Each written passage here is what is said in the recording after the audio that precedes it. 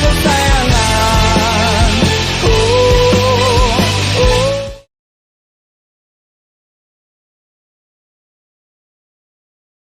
Assalamualaikum warahmatullahi wabarakatuh. Perkenalkan, nama saya Lala Hikmatullah. Saya adalah Kepala Sekolah SMA PGRI 3 Kota Bogor. Di mana di sekolah saya ini saya memiliki satu guru penggerak, yaitu Dr. Hewan Marco Polo Sinaga MSI. Alhamdulillah di sekolah saya ini beliau sudah mengadakan sosialisasi budaya positif, di mana budaya positif tersebut adalah siswa merasa nyaman, merasa tenang, dan merasa betah untuk di sekolah.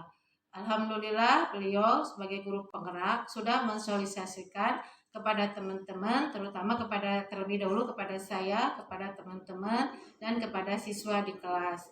Kesepakatan di mana dengan budaya positif ini diciptakan adanya kesepakatan belajar antara guru dan siswa. Hal itu yang menjadi ketenangan, kenyamanan, sehingga pembelajaran lebih menyenangkan. Adapun tujuan student well-being-nya dapat tercapai sesuai dengan yang diharapkan.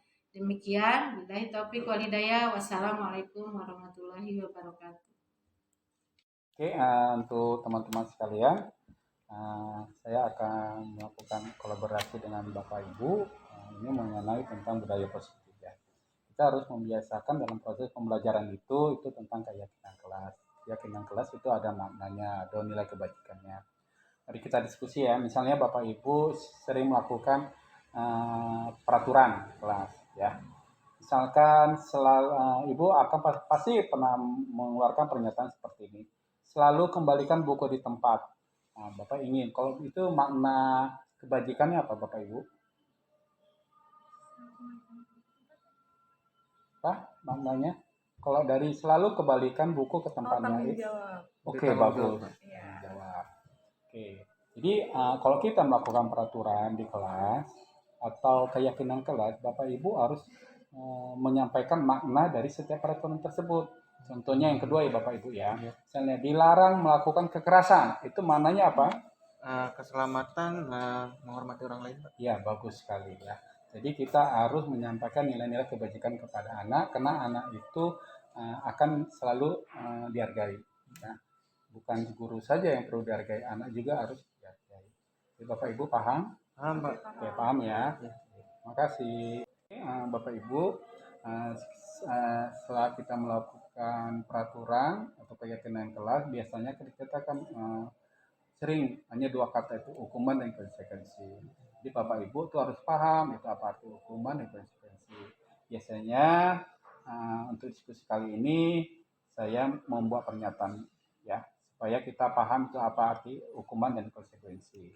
Oke Bapak Ibu, ini contohnya nih, mencatat 100 kali di dalam buku kalimat saya tidak akan terlambat lagi karena terlambat ke sekolah.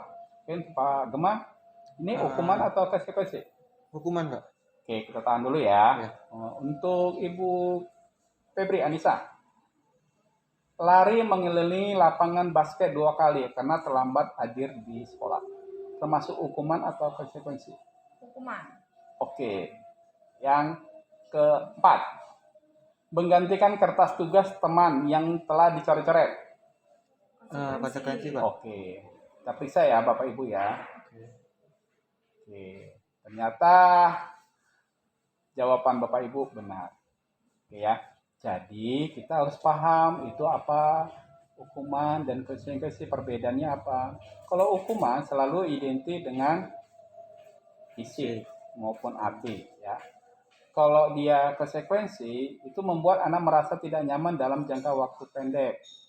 Ya, kalau dia hukuman pasti dia dalam jangka waktu lama dia merasa terhukumi. Jadi dia pikirannya secara psikis akan terbawa-bawa. Ya, anak merasa membenci kedisiplinan, anak menghargai disiplin. Itu perbedaannya. Oke, paham Bapak Ibu? Oke, paham Pak. Bapak Ibu, setelah kita tadi saya menjelaskan itu tentang budaya positif ya untuk harus dilakukan ke anak murid gitu. Kita harus tahu yang namanya restitusi ya. Restitusi adalah proses menciptakan kondisi bagi murid untuk memperbaiki kesalahan mereka sehingga mereka merasa nyaman, mereka bersifat dihargai sebagai murid ya. Mereka akan untuk proses pembelajaran mereka akan semakin giat dan gesit ya. Sehingga mereka akan ditanamkan namanya karakter yang kuat. Oke. Ini menurut dosen 2004 ya. Oke, untuk Bapak Ibu, ciri-ciri restitusi itu ada 9 ya. Di sini kita kalau membina anak itu jangan mencari kesalahannya, belajarlah dari kesalahan siswa tersebut. Kedua, restitusi itu untuk memperbaiki hubungan. Yang ketiga adalah tawaran. Tawaran maksud ini adalah mencari solusi yang terbaik, bukan dipaksa-paksakan. Ya.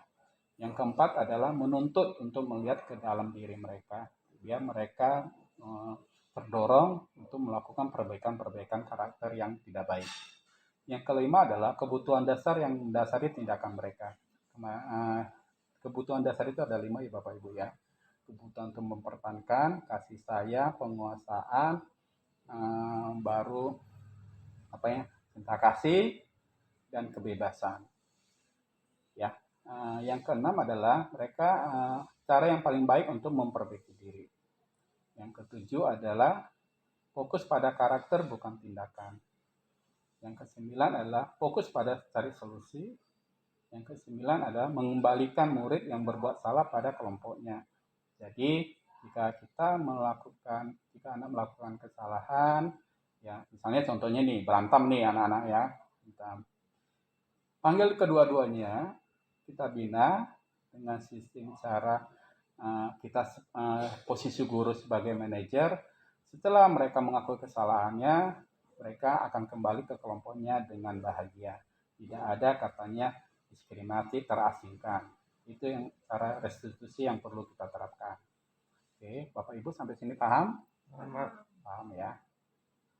Oke, selanjutnya Bapak Ibu, pada waktu kita melakukan pembinaan karakter kepada anak, ada yang namanya segitiga restitusi. Kita udah tahu ya, segitiga itu pasti memiliki 3 sisi. Ya, 3 sisi ini mengandung makna, yaitu memvalidkan tindakan yang salah, menanyakan keyakinan, dan menstabilkan identitas mereka. Apa itu validitas tindakan? Kita bertanya, ya biasanya kita melontarkan kalimat-kalimat seperti ini. Ya, misalnya siswa kita akan bertanya, kamu tentu punya alasan mengapa kamu melakukan itu. Yang kedua, kalimat yang pernah benar yang kita ungkapkan kepada anak adalah, adakah cara yang lebih efektif untuk mendapatkan apa yang kamu butuhkan. Jadi kalimat ini itu tujuannya memvalidkan tindakan yang mereka yang salah, sehingga anak-anak menyadari apa yang dilakukan mereka. Mereka akan mengungkapkan dari hati mereka yang dilakukan mereka itu salah. Ya. Jadi lebih baik Bapak Ibu kalau melakukan pembinaan kepada anak cukup 2 kalimat ini saja. Untuk sisi yang kedua adalah menanyakan keyakinan. Jadi Bapak Ibu kalau kita melakukan pembelajaran, buatlah keyakinan kelas, ya kesepakatan belajar di anak-anak murid. Semoga pada waktu mereka menyalakan keyakinan kelas, kita harus mengungkap lagi sama mereka. Ya, ada beberapa poin-poin yang telah disepakati. Jadi lontarkan aja kalimat seperti ini. Nilai-nilai apa yang telah kita sepakati anak-anak? Oke, yang kedua adalah kamu ingin menjadi orang seperti apa? Ya, kalimat kedua ini harus wajib diungkapkan kepada anak-anak untuk menyadari apa yang mereka lakukan adalah kurang tepat. Sisi yang ketiga yang harus kita lakukan adalah itu menstabilkan identitas mereka. Ya, misalkan gini kalimatnya, jangan selalu memojokkan yang mereka lakukan itu benar-benar membuat mereka secara psikis itu down atau turun. Jadi kalimatnya adalah seperti ini aja Bapak Ibu. Setiap orang pasti pernah melakukan kesalahan. Yang kedua adalah kamu bukan satu-satunya pernah melakukan ini. Jadi dari kalimat ini, Bapak Ibu, anak itu merasa tidak down, tapi akan mereka termotivasi, ada motivasi intrinsik yang mereka dapat sehingga mereka akan merubah karakter atau kelakuan mereka dengan tulus. Oke, Bapak Ibu, mudah-mudahan Bapak Ibu waktu melakukan pembinaan di kelas lakukanlah kalimat-kalimat seperti ini, ya. Jangan memojokkan mereka tumbuh motivasi, tumbuhkan dorongan mereka itu apa yang mereka lakukan bisa menumbuh, menguatkan karakter mereka kembali. Oke, Bapak Ibu paham? Paham, Pak. Apakah siap? Siap. Lakukannya. Siap, Pak. Oke, terima kasih Bapak Ibu. 1. Selamat pagi anak-anak sekalian. Oke, sebelum melakukan proses pembelajaran, mari kita membuat kesepakatan belajar bersama. Setuju atau tidak? Setuju. Oke. 1. Sudah, mari kita membuat kesepakatan bersama.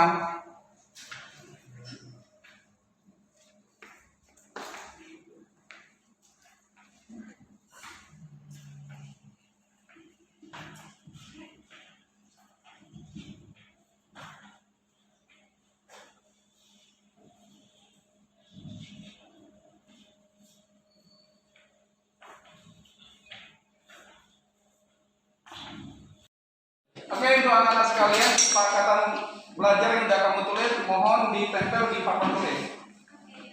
Oke, untuk bagian dari Desi tolong ke papan tulis, kawan-kawan dan sekalian. Tertib ya.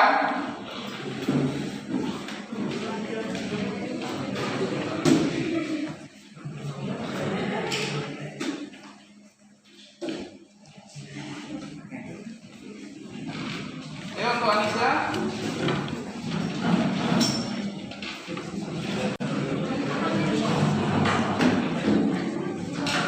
Akan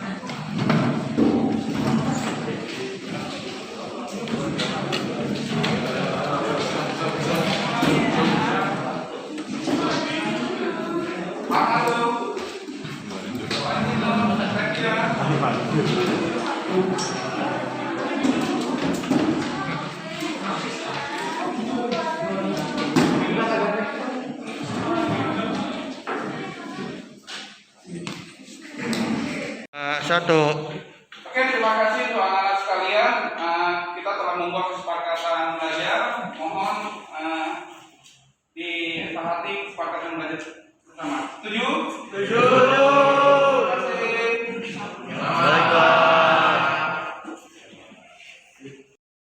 Assalamualaikum warahmatullahi wabarakatuh. Nama saya Anissa Lusmina Fajrin, telah membuat kesepakatan dengan kelas tentang budaya disiplin. Budaya disiplin menumbuhkan karakter yang kuat bagi murid. Terima kasih Pak Marco yang telah membimbing kami dengan budaya positif dengan tulus dan ikhlas. Assalamualaikum warahmatullahi wabarakatuh. Nama saya Armanda, telah membuat kesepakatan kelas atau keyakinan kelas tentang budaya disiplin, dan saya begitu semangat dan menanamkan jati diri saya. Terima kasih Pak Marco atas didikan dan pengajarannya. Bismillahirrahmanirrahim. Assalamualaikum warahmatullahi wabarakatuh. Perkenalkan, nama saya Susi Eriani Nyani sebagai guru mata pelajaran PPKN di SMA PGRI 3 Bogor. Terima kasih kepada Pak Marco Polo Sinaga sebagai guru penggerak atas sosialisasi budaya positif di lingkungan sekolah SMA PGRI 3 Bogor, sehingga tercipta kolaborasi yang baik dan menumbuhkan profil pelajar Pancasila pada peserta didik dengan baik. Wassalamualaikum warahmatullahi wabarakatuh.